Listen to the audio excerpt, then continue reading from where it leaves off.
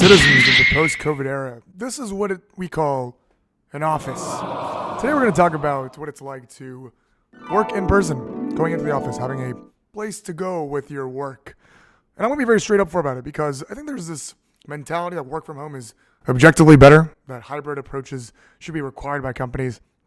I am of the opposite belief, and I truly believe that you are feeling that way, / you're proclaiming that because it benefits you, but I actually don't think it benefits you in the long run. Let's talk about the commute first. People complain about commuting a lot. I do have the privilege of living relatively close to my work. 20-minute subway ride, not much walking in between from and to work and home. Commuting gets you to relax and think about what you're about to go into. The commute from your bed to the desk next to you is not a commute. You're going to wake up in work anxiety and think about things that's never going to happen, hate your life. Oh, why is it Monday again, Tuesday again? When is Friday coming? That needs to be molding in your brain. That needs to be formulating. You need time to think about that while you're walking, while you're breathing in fresh air or terrible air in the New York City case, and be amongst other people that are commuting. The rollover from your bed to your desk is not a commute. Commuting is quite essential. Commuting makes you healthier. Commuting makes you separate work from home. On that note of separating work from home, work and home needs to be separated. Work from home is a weird concept. Work and home are two separate entities. You wouldn't want to have your social life at home, have your church life at home, have your volunteer life at home, volunteer from home, church from home, play from home, while good in limited aspects and while necessary in some regards. Work from home means you're spending not just 80% of your life at home, but 100% of your life at home, including sleep.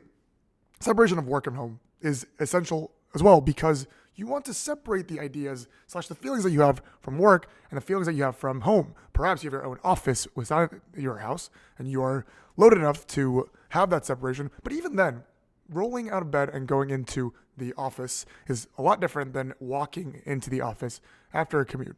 I can't really price this home long enough, strong enough. You have to have separation from work and home.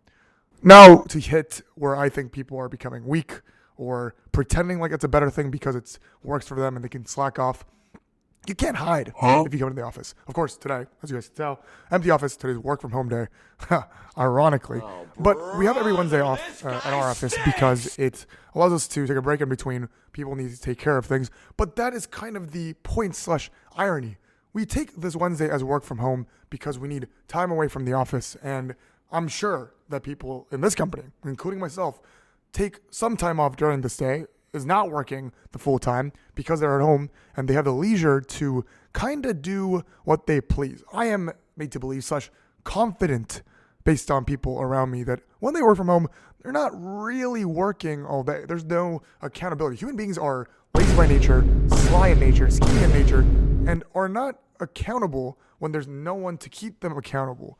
If you can get the same work done and almost have no difference in product, which you could argue, then perhaps we should shorten the workday. But that's not happening. You and I both know we've already come back to a employer is top economy.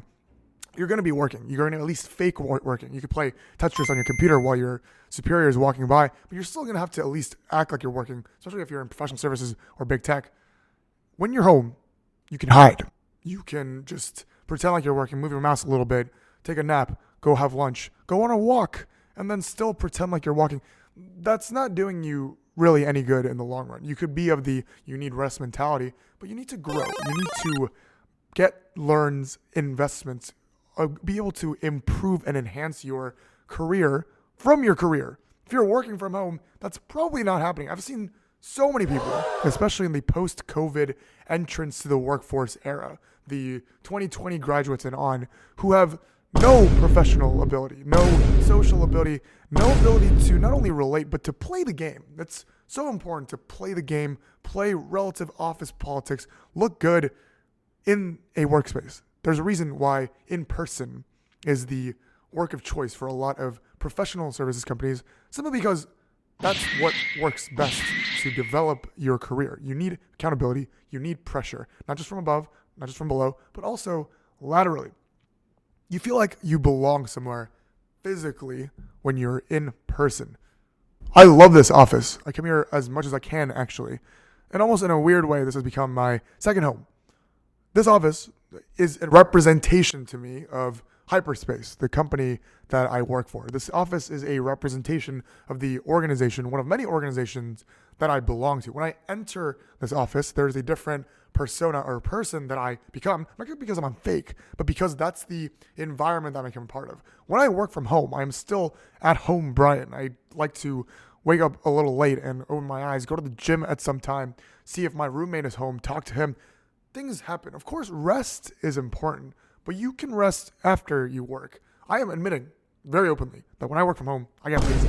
You need to admit also that when you work from home, you get lazy. There is no way that you're able to separate that. And a lot of that comes from having that identity and knowing that you feel like you belong in this organization. Physical space is unbelievably important in having a sense of belonging and having some level of loyalty to the company. Which brings me to the almost final point of loyalty to the company. You might argue, I don't owe anything to the company.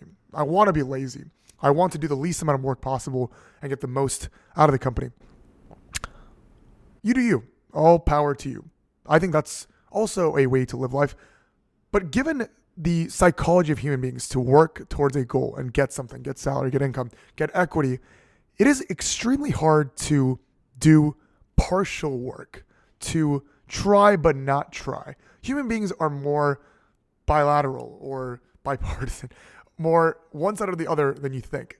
Try next time to do just enough not to get fired, but just enough to show like you somewhat care. It's very hard to do, and it's a very straining process in the mind, which is why I think this idea of this company owes me everything. I need to be able to reap the rights of working from home, but also making a lot of money, but also gaining career development, and also gaining these skills, have my superior like me, get me good reviews, but just roll out of bed every day.